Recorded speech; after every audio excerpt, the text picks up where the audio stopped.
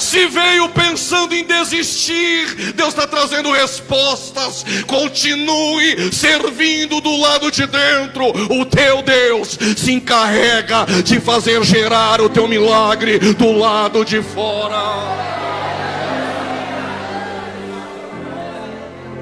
É o mesmo endereço do lado de dentro, as mesmas músicas, o mesmo cutuca teu irmão, fala para 2 ou 3, o mesmo movimento, a mesma liturgia, os mesmos avisos, a mesma oferta.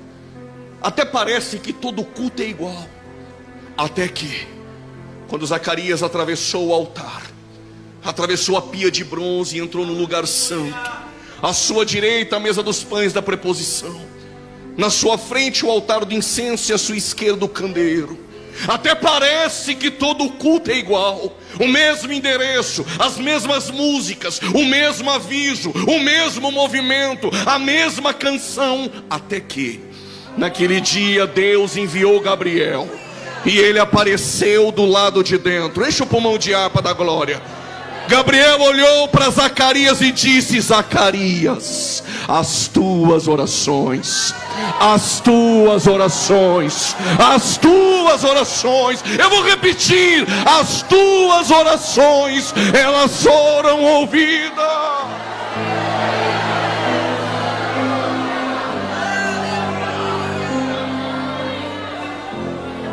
Estamos vivendo em um tempo chato, um tempo onde jovens assistem 20 vídeos no YouTube e se tornaram teólogos. O pregador prega 1 hora, errou uma palavra, ele critica. As irmãs cantaram, suaram, a glória desceu, mas se teve um desafio, eles comentam. Aí um irmão simples postou que a mãe dele recebeu uma notícia, usando, expressão dele, um vaso na igreja, que viria uma doença sobre a sua vida. E essa doença veio câncer. Mas eles oraram e o câncer foi extinto, curado. Alguns colocaram glória a Deus, mas os chatos já estavam lá. Porque o menino, ele disse, Deus voltou atrás. Eu até entendo o erro dele teológico, mas eles não estão preocupados com a cura. Eles estão preocupados se Deus volta ou não atrás. E aí um comentou: Deus não muda, Malaquias 3,6, eu sou o Senhor e não mudo. Aí o outro colocou Tiago 1,17, nele não há sombra de variação, então Deus não volta atrás. Aí o outro colocou, volta sim. Isaías disse ao 13º rei de Judá, Ezequias, que ele teria uma doença. Ezequias orou, ele voltou atrás e acrescentou 15 anos. Aí o outro colocou, não, a nossa oração não muda Deus, a nossa oração muda nós. Esqueceram do milagre. O problema é que eles assistem 20 vídeos no YouTube e colocam Deus dentro da caixinha do conhecimento deles. Mas eu dei toda essa volta só para te dizer algo, irmã. Eu vou te apresentar um Deus fora da caixinha. Que Deus é esse? Que antes de criar o universo, Ele já ouviu a oração que tu ainda nem fez. Eu vou repetir. Antes de criar o universo, Ele já te viu com essa mão direita. Ele já viu esse grito de glória. Deus ouviu as tuas orações.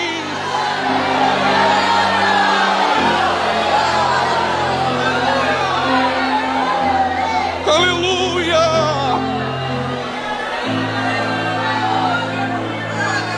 Todo avivamento, ele começa individualmente dentro de nós. Todo pedido de avivamento, primeiro é por meio de nós. Essa é uma verdade. E nós vamos compreender que esse avivamento, ele passa por nós.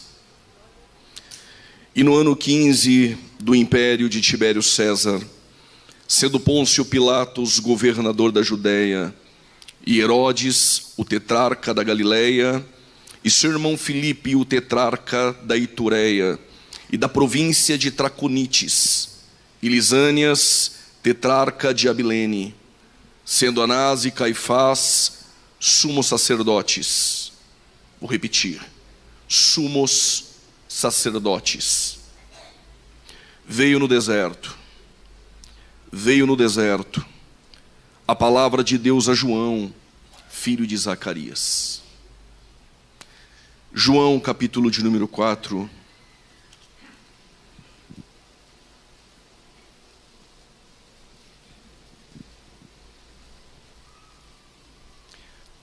a partir do versículo de número 23.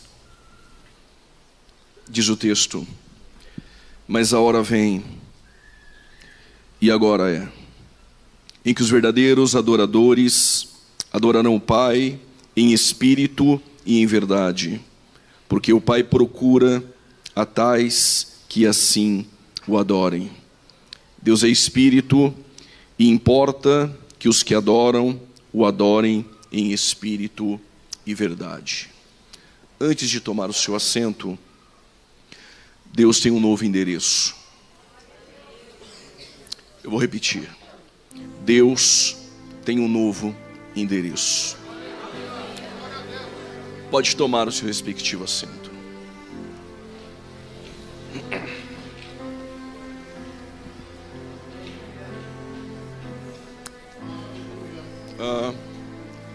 O Evangelho de Jesus Cristo, segundo escreveu Lucas. Lucas, talvez por ser médico e historiador, este evangelho ele tem algumas especificidades que não é encontrada nos outros evangelhos. Lucas ele é mais técnico em sua escrita, pondera, assim pelo mesmo ser médico e historiador, ele é metódico em sua escrita e fidedigno. Lucas ele tem uma objetividade que diferencia ele de Mateus, de Marcos e de João. É do saber de todos que cada evangelista em sua escrita teve uma proposta, um objetivo. Mateus escreve aos judeus. A objetividade mateana é apresentar Jesus como rei. É por isso que a expressão para que se cumprisse o que foi predito pelos profetas aparece mais de uma vez no evangelho ao qual escreveu Mateus. Porém Marcos não escreve aos judeus e não apresenta Jesus como rei. O Marcos ele apresenta Jesus como servo, porém o servo que é maior do que César. João é diferente, ele tem a objetividade de apresentar a divindade de Cristo. Ele vai apresentar Jesus como Deus. No princípio era o Verbo, e o Verbo estava com Deus, e o Verbo era Deus. Diferente de Lucas como historiador, Lucas não quer apresentar Jesus como servo, nem a divindade de Cristo.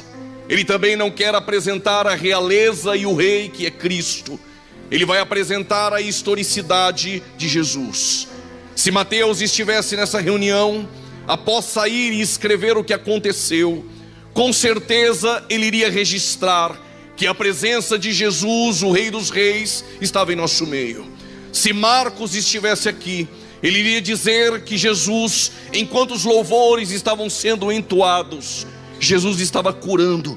Até porque Marcos é o que apresenta o maior número de milagres de Jesus Cristo em seu ministério terreno. Mas se João estivesse aqui, ele iria dizer: enquanto nós adoramos a Cristo, nós sentimos a presença do Deus eterno, porque Jesus Cristo, ele é Deus. Mas Lucas, como historiador, ele não andou com Jesus assim como Marcos, ele não foi uma testemunha ocular. E Lucas registra que ele foi em casa, procurando narrativas e testemunhas que presenciaram milagres de Jesus, que presenciaram ensinamentos de Jesus. Ele colheu todas essas informações, ele registrou em sua narrativa, e depois ele vai escrever a Teófilo, que significa amigo de Deus. Na verdade, todos aqueles que são amigos de Deus sempre receberão algo da parte de Deus. Lucas, quando ele registra o seu evangelho, ele não quer apresentar Jesus como rei, ele não quer apresentar todos os milagres de Jesus e nem a divindade de Jesus Cristo. Como historiador, ele tem uma preocupação singular.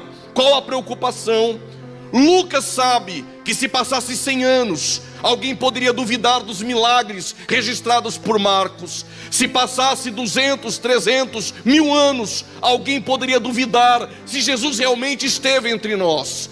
É por isso que, se Lucas estivesse em nossa reunião, saindo daqui, ele iria escrever: no ano de 2023, em uma terça-feira, estávamos na região de Carapicuíba, onde o governador de São Paulo, Tarcísio, onde o prefeito de São Paulo, Ricardo Nunes, onde o presidente da república, o fulano de tal. Estávamos em um congresso, onde o pastor da igreja era o pastor Ivanildo. Porque Lucas quer registrar isso. Se alguém duvidasse da cura, se alguém duvidasse dos milagres, se alguém duvidasse do rei, passado 1000 anos alguém levantaria a mão e iria dizer: é verdade, o governador do estado era o Tarcísio, o prefeito era o Ricardo Nunes, e o pastor daquela igreja era o pastor Ivanildo. Pode ser que há veracidade naquilo que foi escrito. Lucas tem a preocupação de um historiador. Então é por isso que ele começa dizendo: no 15º ano do reinado de Tibério César, sendo Pôncio Pilatos governador da Judéia, sendo Herodes o tetrarca da Galileia, sendo seu irmão Filipe da Itureia da região de Traconites, e sendo Lisânias da região de Abilene. Agora ele coloca estacas históricas, é porque ele quer trazer um registro muito importante que está no versículo de número 2. Qual é o registro? Ele diz: sendo Anás e Caifás sumos sacerdotes. Porque ele coloca no plural? Ele quer denunciar a religião judaica, mas ele é médico, então ele é ético. Ele registra de uma forma bem ética, sendo Anás e Caifás sumos sacerdotes. O que ele está dizendo nas entrelinhas? A religião judaica está corrompida, porque não poderia ter dois, só poderia ter um. Lucas está dizendo: o sacerdócio e a religião está corrompida. Será que Deus vai parar de falar? Será que Deus vai parar de atuar? Lucas disse: não. Veio a palavra de Deus. Eu ouvi uma glória a Deus. Veio a palavra de Deus. Mas a palavra de Deus não veio no templo. E por que não no templo? Lucas registrou: o templo, a religião está corrompida. Deus não fala mais lá dentro há 400 anos. Desde Malaquias até João Batista, Deus não falava mais. E Lucas registra: se você for no templo, vou parafrasear, há uma placa lá: Deus não está mais aqui. Agora a direção é dos homens, são eles que comandam lá dentro, mas Deus não vai deixar de falar. Veio a palavra de Deus no deserto. Veio a palavra de Deus no deserto. Os céus me trouxe para dizer: lá dentro ninguém fala, lá dentro Deus não fala. Então Deus não vai deixar de falar. Deus vai fazer algo novo. Deus vai fazer algo novo. Deus vai fazer algo novo. Mas esse novo de Deus é no deserto da Judéia. Há um homem no deserto da Judéia e o seu nome é João Batista. Um homem simples. Quem é João? Lucas capítulo de número 1 ele registra: esse João Batista é filho de Zacarias. Alguém poderia dizer: há vários Zacarias no século I.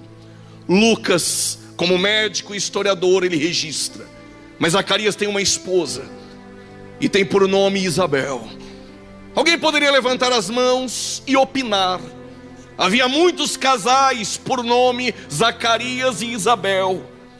Lucas mais uma vez é metódico. O pai é Zacarias, a esposa Isabel, mas ela tem o ventre estéril. E quero deixar um registro essa noite: grandes personagens da Bíblia nasceram em ventres estéreis.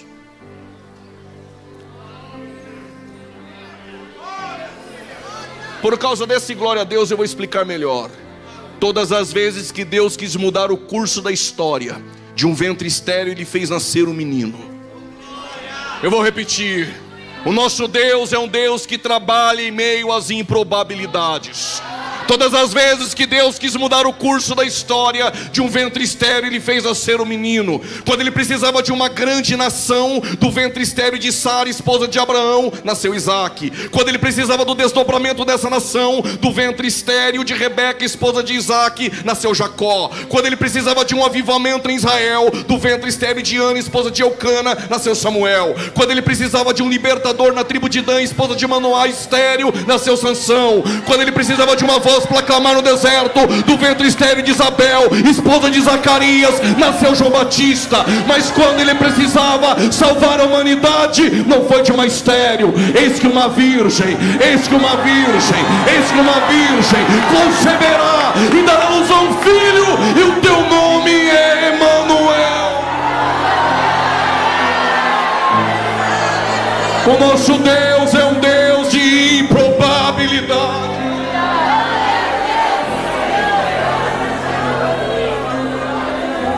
Lucas registra uma outra informação precisa.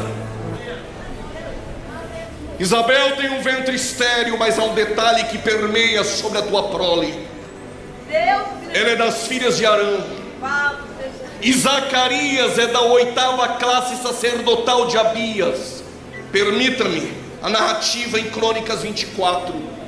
Quando Davi assumiu o reinado por 40 anos, havia centenas de sacerdotes. Davi é organizado porque serve um Deus organizado. O que Davi fez? Uma escala.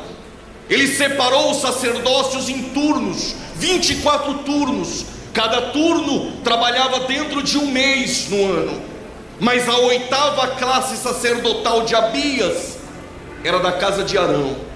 Todos que nascessem da casa de Arão deveriam ser sumo sacerdote por direito, por nepotismo, por prole. O que Lucas está nos informando é: os sacerdócios que estão dentro da religião estão corrompidos, mas há um verdadeiro sumo sacerdote que vai nascer no ventre de uma estéril, e esse terá por nome João Batista. Segura essa informação. Eu não vim fazer barulho, eu vim para fazer você pensar. Zacarias, ele serve a Deus de forma irrepreensível, assim como Isabel, mas tem um problema gravíssimo dentro de casa.